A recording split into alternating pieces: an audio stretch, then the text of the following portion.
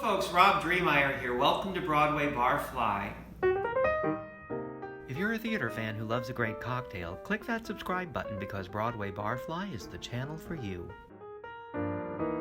Sunset Boulevard is a 1950 film co-written and directed by Billy Wilder. It's about the down-on-his-luck screenwriter Joe Gillis. At the beginning of the film, he finds himself being chased by men who want to repossess his car. And during this chase, he pulls his car into a private driveway and hides it in the garage.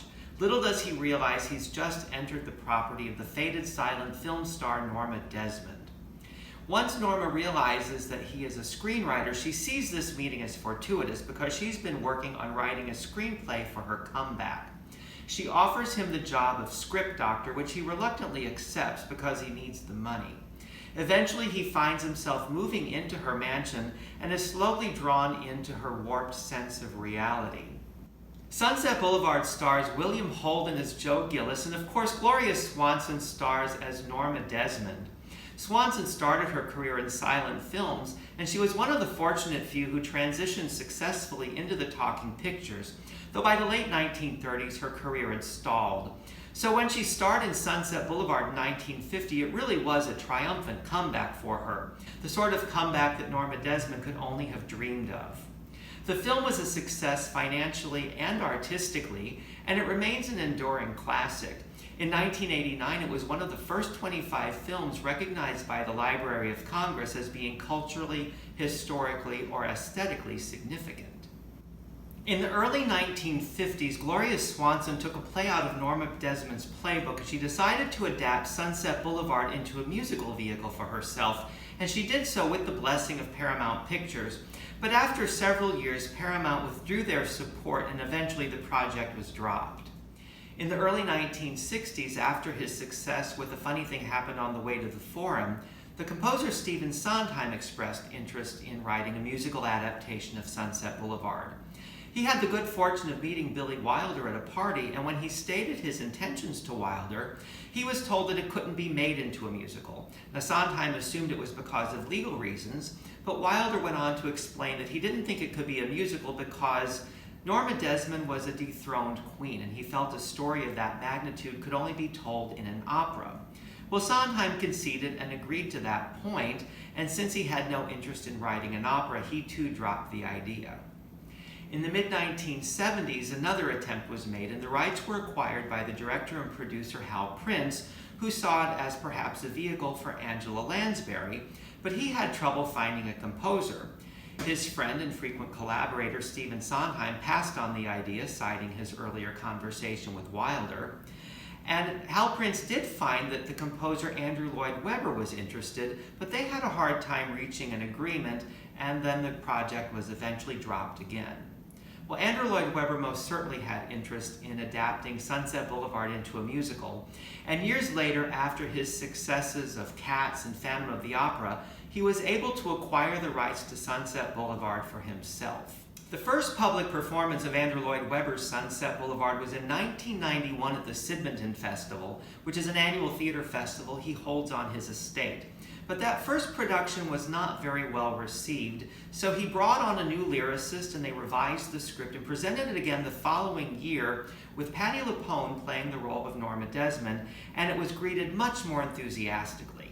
Sunset Boulevard opened in London's West End in July of 1993, and from there the production history gets a little bit wonky. The show premiered in the United States in December of 1993 in Los Angeles, and Glenn Close starred in that production. Changes were made to the show in Los Angeles, and Andrew Lloyd Webber felt they were significant enough that he shut the show down in London and took it back into rehearsal to implement those Los Angeles changes. The show reopened in London in April of 1994, where it went on to run for another 3 years. Patti LuPone, who starred there, was also promised the role of Norma Desmond on Broadway.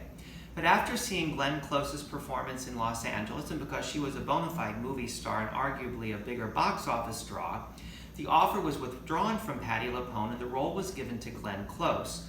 Well, this resulted in a lawsuit that Patti LuPone ultimately won, and the settlement was a reported $1 million.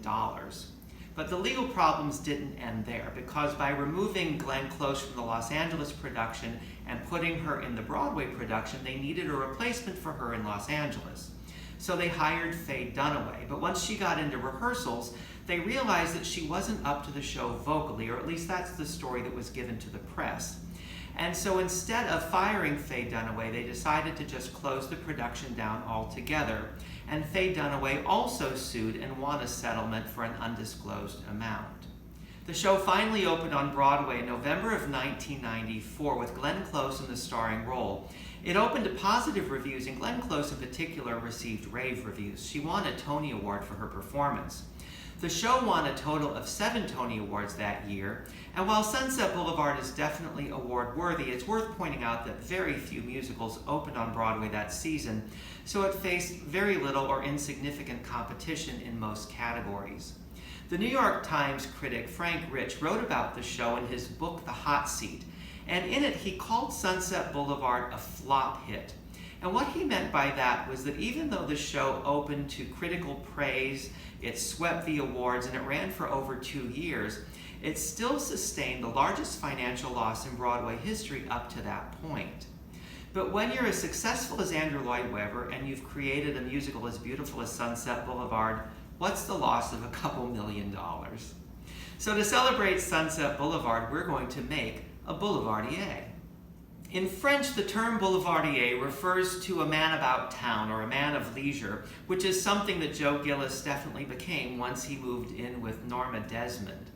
The cocktail Boulevardier was first found in print in 1927 in Harry McElhone's book, Barflies and Cocktails. And of course, Harry McElhone is our old friend who owned Harry's New York bar in Paris.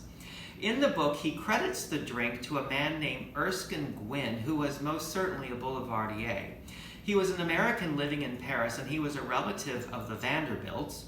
He was a renowned polo player, and he also owned and operated a small literary magazine in Paris called the Boulevardier. He was also a well-known figure in Parisian cafe society of the time, and almost certainly was a regular patron of Harry's New York bar. He would place advertisements of his magazines in the first editions of Harry McElhone's cocktail books.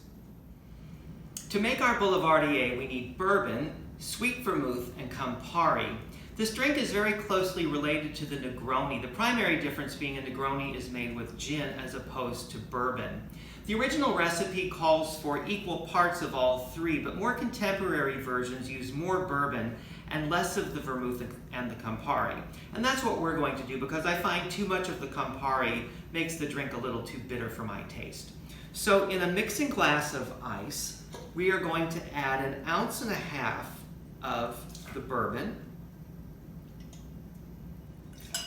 And then we're going to add 3/4 of an ounce of the sweet vermouth and 3/4 of an ounce of the Campari. And then we give this a good stir. This is a sipping sort of a cocktail, so we're going to serve it in an old-fashioned glass with a fairly large piece of ice. We want to keep the drink cold, but we don't want a lot of ice melting to water down the drink. And we strain in our Boulevardier.